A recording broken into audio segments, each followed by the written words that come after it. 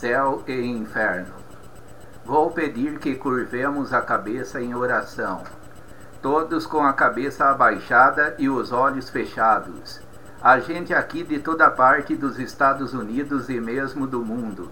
Representamos diferentes nacionalidades. Muitos de nós falamos com sotaque, porque viemos do estrangeiro para viver aqui, para trabalhar aqui. É possível que você seja um turista de visita à cidade. Quem quer que você seja, há uma coisa que todos temos em comum: nossos corações são iguais. Qualquer que seja a cor da pele ou o sotaque com que falamos, nossos corações são os mesmos temores, os mesmos anseios, os mesmos pecados, lutas, problemas, dificuldades. Pois desejo garantir-lhe que Cristo pode ajudá-lo. Ele pode tirar a culpa e lhe dar alegria, paz e uma nova dimensão na vida, se você lhe o permitir. Vou pedir que você ouça com muita atenção e reverência esta noite. A mensagem será breve. Nosso Pai e nosso Deus, pedimos que o Teu Divino Espírito Santo fale a cada um de nós e nos atraia ao Salvador. Pois pedimos em Seu nome. Amém. Hoje quero que abram comigo em duas passagens das Escrituras. A primeira delas está na parte final do Salmo 23. E habitarei na casa do Senhor para todo sempre. Desejo falar esta noite sobre a vida futura e a escolha que precisamos fazer agora. Hoje é dia de eleições aqui em Nova York, e vocês fazem aqui uma coisa estranha que eu não tinha visto antes. A votação só começa às 3 horas da tarde e se encerra às 10 da noite. Onde eu moro é do levantar do sol ao pôr do sol, e nós pensamos que hoje a maior parte do povo não viria por ter de votar. Ao que parece, houve muitas abstenções, porque quase todos vieram. Não só o estádio está lotado, mas a gente no lindo auditório do fórum, assistindo pelo circuito fechado de televisão. Lee Fisher, um dos meus companheiros de equipe, me contou uma anedota sobre Al Smith, quando era governador do estado de Nova York e foi falar na prisão de Sing Sing. Ele nunca antes havia falado a reclusos em uma prisão e não sabia como começar. Estava um pouco sem jeito e começou dizendo: "Meus concidadãos", e então pensou consigo mesmo: mas eles perderam a cidadania. Então limpou a garganta e começou de novo, agora com estas palavras: "Meus correclusos". Mas também isso não lhe soou bem. Por isso voltou atrás e começou novamente, dizendo: "Bem, de qualquer forma, tenho prazer em ver tantos de vocês aqui". A política não mudou muito. Mas a segunda passagem das Escrituras tem a ver com escolhas. É do Sermão do Monte, e são palavras de Nosso Senhor no capítulo 7 de Mateus, onde ele diz: "Entrai pela porta estreita, larga é a porta e espaçoso o caminho que conduz para a perdição, e são muitos os que entram por ela. Porque estreita é a porta e apertado o caminho que conduz para a vida, e são poucos os que acertam com ela". Jesus Cristo ensinou que há duas estradas na vida. Ele ensinou que há dois senhores. Ou você é dominado pelo eu, ou é dominado por Deus. E ele disse que você não pode servir a ambos ao mesmo tempo. Ele disse que há dois destinos, céu e inferno. Pois bem, Cristo não divide os homens entre branco e negro, rico ou pobre, instruído ou inculto. Ele nos divide em duas classes: os que estão no caminho largo que conduz à destruição e os do caminho estreito que leva à vida eterna. Em que caminho está você? Sabem, não se ouve mais muita pregação sobre a vida futura. Quanto tempo faz que você ouviu um sermão sobre o céu ou o inferno? Winston Churchill disse há poucos anos atrás: O desmoronamento moral na Grã-Bretanha pode ser atribuído ao fato de que o céu e o inferno não são mais proclamados pelo país afora. Em edital publicado há pouco, uma das nossas principais revistas apelava para que se pregasse mais sobre o inferno. De algum modo, temos tudo planejado como se esta vida fosse a soma total da nossa existência. A Bíblia ensina que esta vida é só uma preparação para a eternidade. Nossa vida continuará por milhões e milhões de anos. E a escolha que fazemos agora decide o tipo de vida que vamos viver no futuro. Podemos não gostar disso. Sei que esta mensagem não é popular hoje em dia. Mas Jesus disse: a vida de um homem não consiste na abundância dos bens que ele possui. Jesus ensinou que não só de pão viverá o homem, mas nós estamos procurando provar que se tivermos um padrão de vida elevado e pudermos, de algum modo, alcançar uma boa aposentadoria, estamos bem. Mas a Bíblia ensina que somos mente, precisamos de instrução. Somos corpo, precisamos de remédio, do que comer e do que beber. Mas também somos espírito, e o espírito do homem vai viver eternamente. O seu eu real, que vive dentro do seu corpo, está destinado à eternidade. Deus colocou a eternidade em seu coração, dizia o rei Salomão, há muitos séculos passados. Jesus disse: há uma estrada larga na vida, e é a estrada que conduz à perdição. Muitos de vocês estão nessa estrada esta noite. Os extremos da humanidade lá estão: o glutão sexual, o traficante de narcóticos, o assassino, o raptor, o assaltante. Mas muita gente de igreja também. Logo adiante, no Sermão do Monte, havia pessoas que falavam que iam para o céu, e quando chegaram lá, Jesus lhes disse: nunca vos conheci. Mas, Senhor, eu expulsei demônios em teu nome. Senhor, eu era um evangelista. Senhor, eu era isto, eu era aquilo. Jesus irá dizer: eu nem sequer conheço vocês. Este caminho largo que conduz à perdição é um caminho enganoso. Há caminho que ao homem parece direito, mas ao cabo dá em caminhos de morte. Parece correto viver para si. Parece correto viver uma vida egoísta e arrancar da vida o que se pode, para os seus prazeres, para o seu apetite. Mas o fim é morte, diz a Bíblia. Precisamos gastar um pouco mais de tempo pensando no futuro e no que Ele tem reservado para nós. Jesus disse ainda: não só é este um caminho enganoso, mas ele conduz ao inferno. Sei que você não ouve muita pregação sobre ele, mas todo mundo usa a palavra inferno. Vemos-la usada na televisão e no cinema. Muitos filmes importantes usam a palavra inferno. Ouço a palavra inferno usada constantemente, nos elevadores, nos aviões e por onde quer que eu viaje, em hotéis. Não ouço nunca a palavra céu. Por que o sujeito não diz: vá para o céu? Nunca se ouviu isso. Perguntei a um psiquiatra amigo meu sobre isso há algum tempo e a resposta foi interessante. Disse ele: algo bem no profundo do nosso subconsciente nos faz ter medo de que possamos ir para o inferno. Por isso usamos esta palavra com tanta frequência. A Bíblia tem muito a dizer sobre ele. Jesus tinha muito a dizer sobre o assunto. Na verdade, ele falou mais sobre o inferno do que qualquer outra pessoa. E ele disse que o inferno não foi preparado para o homem. Não era o propósito de Deus que o homem jamais fosse para o inferno. O inferno foi preparado para o diabo e os seus anjos. Mas o homem se rebelou contra Deus e seguiu ao diabo. E a existência do inferno indica que o homem tem liberdade de escolha. Você pode escolher o caminho largo ou o caminho estreito.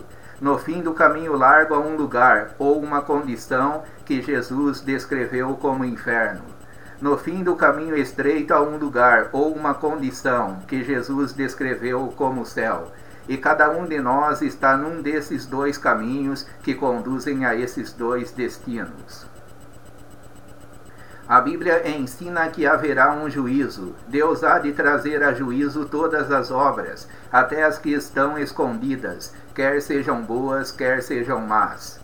O salmista dizia: Deus julgará o mundo com justiça e os povos consoante a sua fidelidade.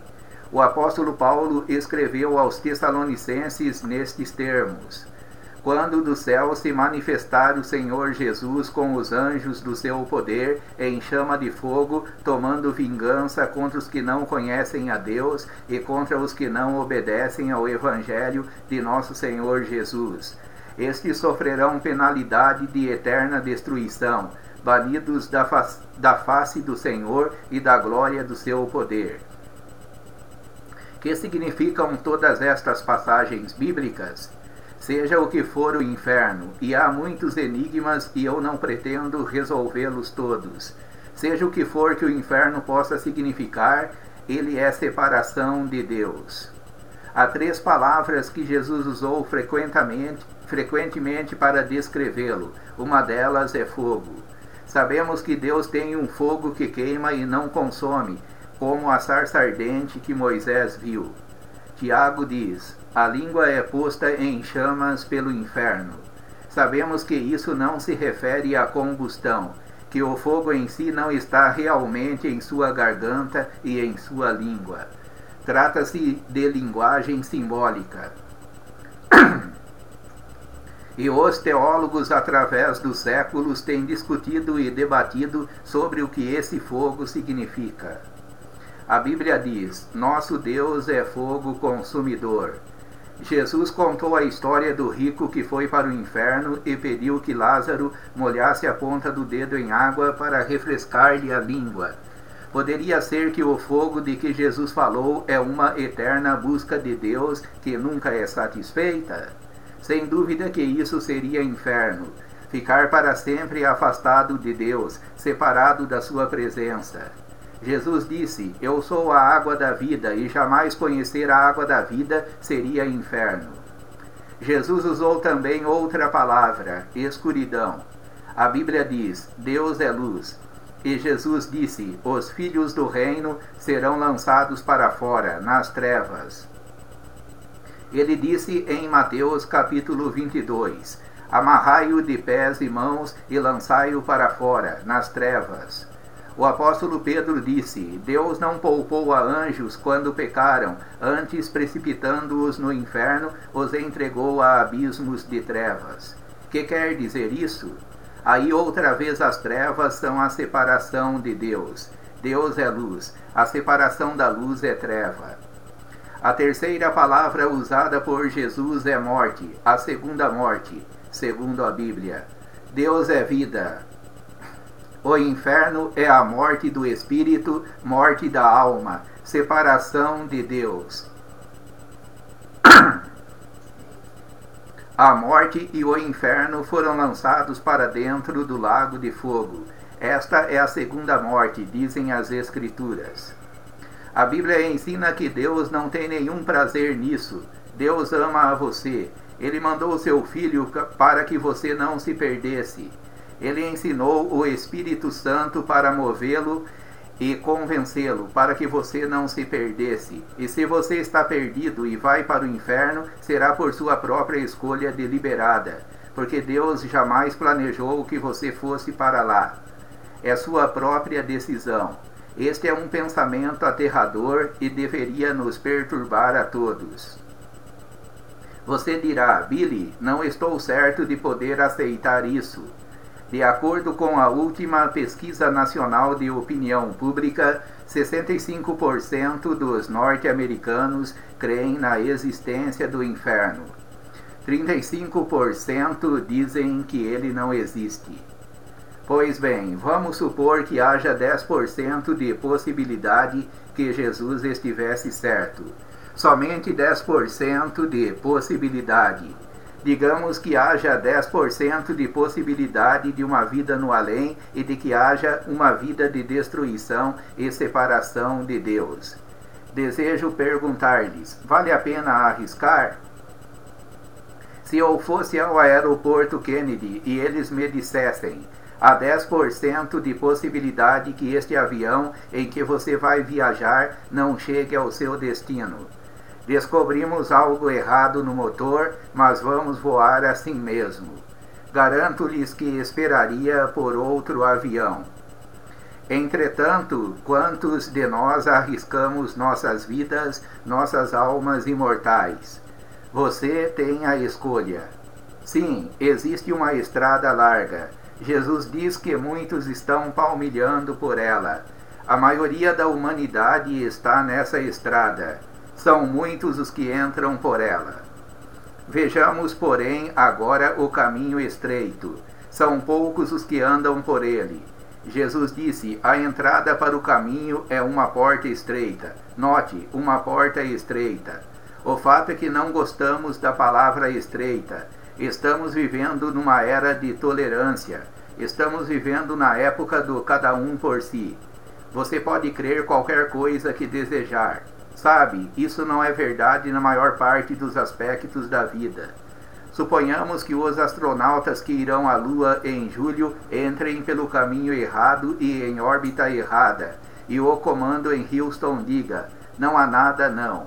Há uma porção de caminhos que conduzem até lá. Continuem na mesma direção.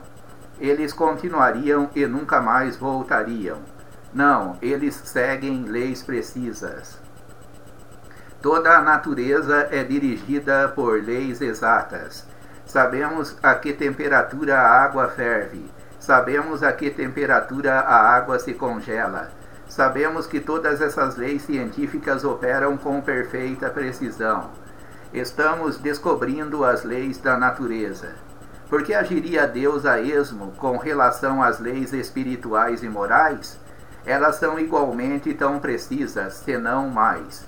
Jesus disse: o caminho é estreito, a porta é estreita.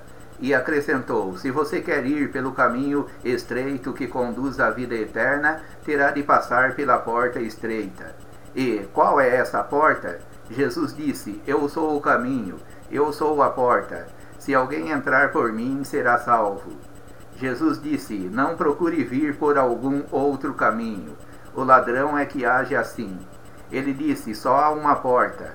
Eu sou o caminho, eu sou a verdade, eu sou a luz, eu sou o caminho para o céu. Você tem de vir por mim. Talvez você diga: Billy, não posso aceitar isso, quero ir para o céu. Tenho uma ideia de que há uma vida futura e tenho também uma ideia de que talvez haja um céu, mas simplesmente não consigo ir por esse caminho de Jesus. Pois eu sinto muito, mas não posso transigir neste ponto. Tenho que seguir o livro das leis. Não posso barganhar. Não tenho autorização da Bíblia para barganhar com sua alma. Não tenho autoridade para rebaixar o padrão. Jesus disse: eu sou a porta. Se alguém entrar por mim, será salvo.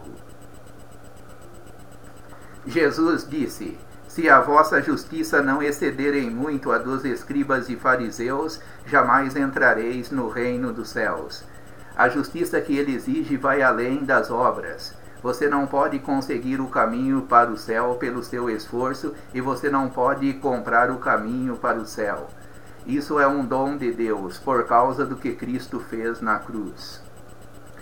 Pela graça sois salvos, mediante a fé, e isto não vem de vós, é dom de Deus, não de obras para que ninguém se glorie. Você dirá: Billy, como vai ser o céu? Bem, há algumas coisas que nós sabemos, mas há mistérios que só Deus conhece. Há mistério em relação ao inferno e há mistério em relação ao céu. Pessoalmente, creio que a Bíblia ensina que o céu é literalmente um lugar. Você perguntará: você acha que fica em uma das estrelas, ou que fica num dos planetas, ou onde você acha que fica? Não sei, a Bíblia não nos diz. Não posso nem mesmo fazer suposições. O que sei é que os cientistas nos informam da existência de 100 bilhões de estrelas em nossa galáxia. As distâncias siderais são medidas em anos-luz, sendo a velocidade da luz 300 mil quilômetros por segundo, 18 milhões de quilômetros por minuto. O Sol está a somente 8 minutos-luz de nós. Um ano-luz é 10 trilhões de quilômetros. Nossa galáxia, somente a nossa galáxia, tem o diâmetro de 100 mil anos-luz. Existe 1 bilhão de galáxias e em cada galáxia calcula-se que haja 100 bilhões de estrelas e planetas. Creio que neste imenso universo Deus pode achar algum lugar para nos colocar no céu. Não estou preocupado quanto ao lugar em que será. Sei que será onde Jesus está.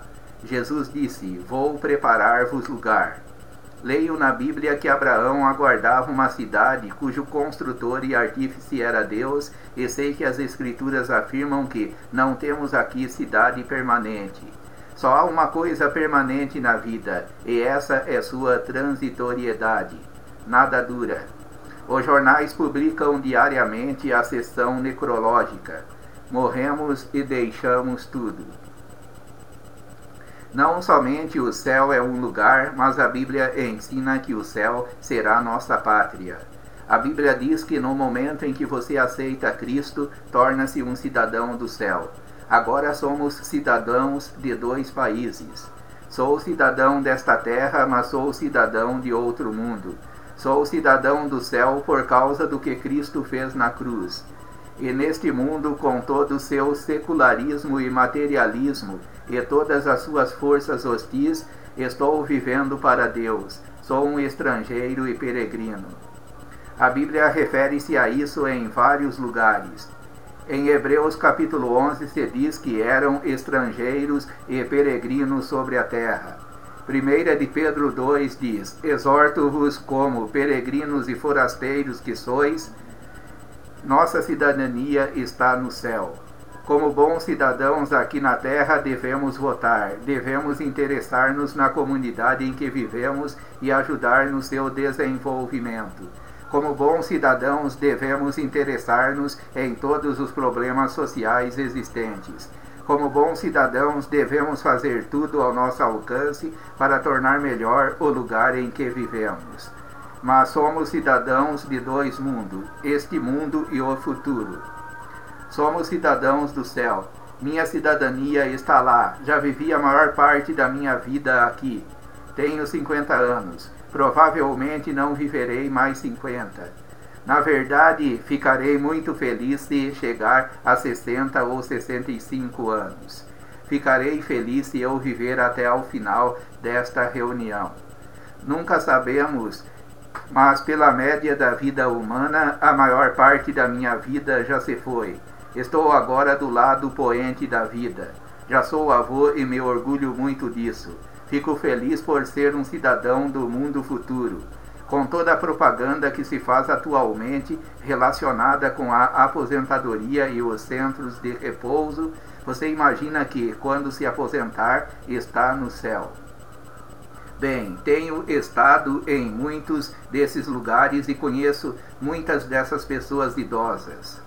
No primeiro ano de aposentadoria estão cheios de energia, mas não demora que comecem a se acomodar e começam então a compreender que o próximo passo é o caixão, com os achaques e dores e problemas da velhice. Não é bem aquilo que a propaganda dizia, a não ser que você tenha Cristo no coração. Porque a verdade é que você experimenta o céu no momento em que recebe a Cristo. O céu vem habitar em seu coração porque Cristo é céu. Ele disse: o reino de Deus está dentro em vós. Na vida futura, nós que conhecemos a Cristo vamos ser semelhantes a Ele. Você não gostaria de viver no mundo em que todos se parecessem com Jesus? Pois bem, isso é o que a palavra de Deus diz. Amados, agora somos filhos de Deus e ainda não se manifestou o que havemos de ser. Sabemos que quando Ele se manifestar, seremos semelhantes a Ele, porque havemos de vê-lo como Ele é. 1 de João 3:2. No céu não haverá discriminação racial, não haverá pobreza, não haverá guerra. Os policiais não terão nada que fazer. Oh, que mundo glorioso será esse, o céu! Tudo o que esta palavra significa, tudo que você jamais sonhou, a utopia com que sonhamos e pensamos um dia poder construir na terra, sem conseguir fazê-lo, isso encontraremos no céu. O céu será um lugar de serviço. Você não vai ficar lá simplesmente deitado debaixo de uma palmeira sem fazer nada. Muita gente tem essa ideia do céu. Uma das grandes religiões do mundo ensina isso. A Bíblia diz que haverá trabalho para nós. Acredito que alguns não gostam da ideia. Mas o fato é que vamos trabalhar, porque em Apocalipse 22, versículo 3, se lê: os seus servos o servirão. Tenho para mim que seremos capazes de viajar de um planeta para outro, e aquilo que a ciência está agora começando a vislumbrar, vamos ver de maneira completa e perfeita. Todas essas coisas da ciência serão reais no céu. E sabem com que rapidez eu penso que iremos viajar? Isto é minha especulação particular. Não se encontra na Bíblia. Sabem qual é a maneira mais rápida de se viajar para qualquer parte? Pelo pensamento. Pois bem, penso que estou em Marte, estou lá. Qual é aquele programa de televisão em que a feiticeira torce o nariz e imediatamente está no outro lugar? Ela pensa e, pronto. Bem, este é um pequeno vislumbre do que poderá vir a acontecer. Podemos, na força do pensamento, percorrer o universo, servindo a Deus como embaixadores a outros planetas, porque seremos os filhos de Deus. Vamos ser alguma coisa que os habitantes de outros planetas provavelmente nunca sonharam que seriam. Seremos, na realidade, filhos do Deus vivo que governa todo este universo. Isso é incrível, é quase impossível de se acreditar, mas é o que a Bíblia ensina. Somos filhos de Deus. O céu será o lugar em que todos os enigmas se resolverão. Porque tivemos que sofrer aqui? Porque nossos queridos foram levados exatamente na ocasião em que foram? Vamos compreender algo da enormidade do pecado. Vamos entender o problema do mal. Vamos saber tudo a respeito do diabo e porque Deus permitiu que ele existisse por tanto tempo. Vamos compreender algo do preço que Cristo pagou na cruz, que não podemos agora. Quando ele disse: Deus meu, por que me desamparaste? Nenhum de nós pode entender o que se deu naquele momento, mas naquele dia entenderemos. Vamos saber por que existe o inferno. Vamos entender por que Deus agiu como agiu. Sabem de uma coisa? Eu tenho 10.000 perguntas a fazer ao Senhor logo que chegue lá. Quero fazer-lhe algumas das perguntas que estes universitários me fizeram e que não pude responder, simplesmente por serem enigmas da Bíblia, cujas soluções não podemos encontrar. Devemos aceitá-los pela fé. Pessoalmente, arrisquei o futuro eterno da minha alma, como muitos aqui, no fato de que a Bíblia é verdadeira e que Jesus sabia o que estava falando. Não posso forçar você a fazer o mesmo. Eu lhe peço que o faça. Esta é uma decisão que você pode recusar-se a fazer. Você não tem de crer nisso. Você tem o privilégio de escolher. Você tem liberdade de escolha. Eu também tenho esta mesma liberdade e eu escolhi aceitar estas verdades e com isso achei resposta a muitas perguntas em minha vida e achei paz, segurança e tranquilidade. Agora peço que você abaixe a cabeça e faça essa oração comigo, se você entendeu essa mensagem. Senhor Jesus, reconheço que sou um pecador. E neste momento peço que o Senhor venha entrar no meu coração e transformar minha vida, e me livrar do inferno, para que eu possa morar eternamente contigo. Amém. Esta é parte de uma mensagem pregada por Billy Graham no Madison Square Garden. Que Deus abençoe quem ouviu esta mensagem. Amém.